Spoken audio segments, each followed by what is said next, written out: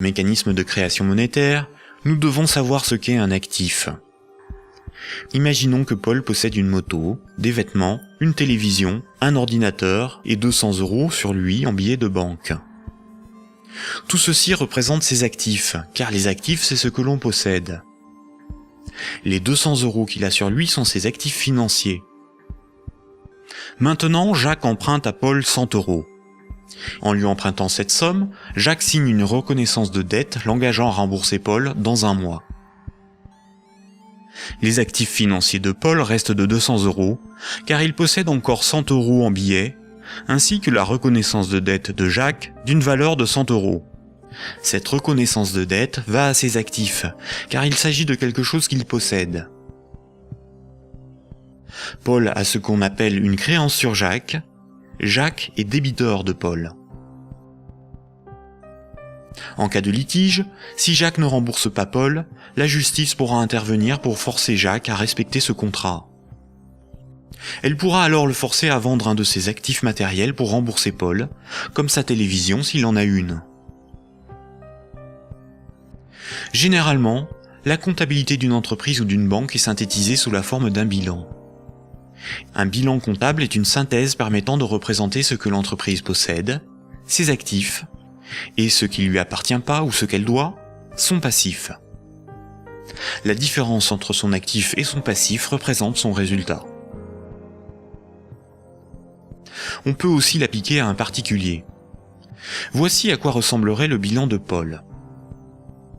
Dans les actifs de Paul figurent ses actifs financiers, constitués de ses billets de banque et de la dette de Jacques, ainsi que ses actifs matériels, constitués de sa télévision, son ordinateur, sa moto, dont la valeur de revente à date est estimée de 1000 €.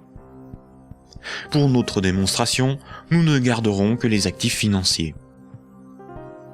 Son bilan financier est positif de 200 €. Le bilan de Jacques, qui n'avait aucun actif, est celui-ci.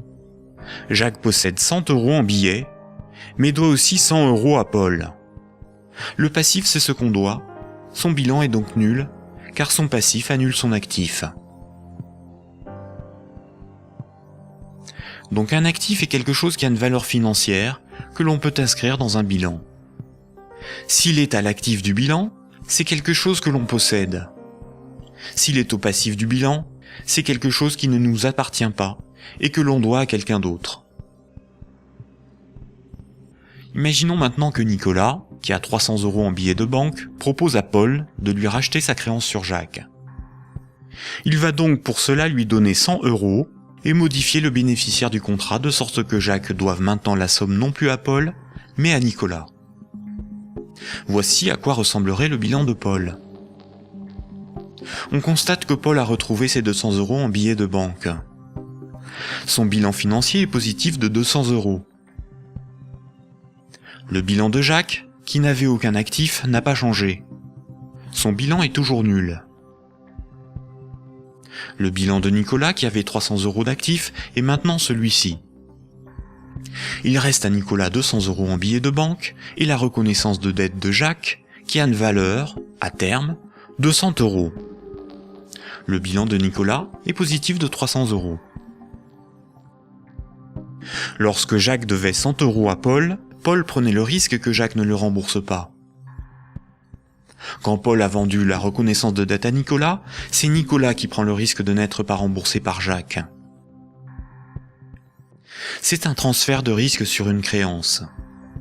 Si Jacques ne rembourse pas sa dette, le bilan de Nicolas peut perdre jusqu'à 100 €. On dit alors que Jacques fait défaut sur tout ou partie de sa dette. Nicolas perdrait 100 € sur son bilan, correspondant à la créance que Jacques n'a pas honorée. Nous voyons donc qu'une créance peut être un actif et peut être revendue au même titre qu'une moto ou des vêtements. Les actifs matériels ont une valeur estimative. Certains actifs matériels perdent de leur valeur avec le temps. C'est le cas d'un ordinateur ou d'une moto. Ils ne peuvent pas facilement être employés pour régler des dettes. En revanche, les actifs financiers ont une valeur connue. La créance sur Jacques ou les billets de banque ont des valeurs fixes.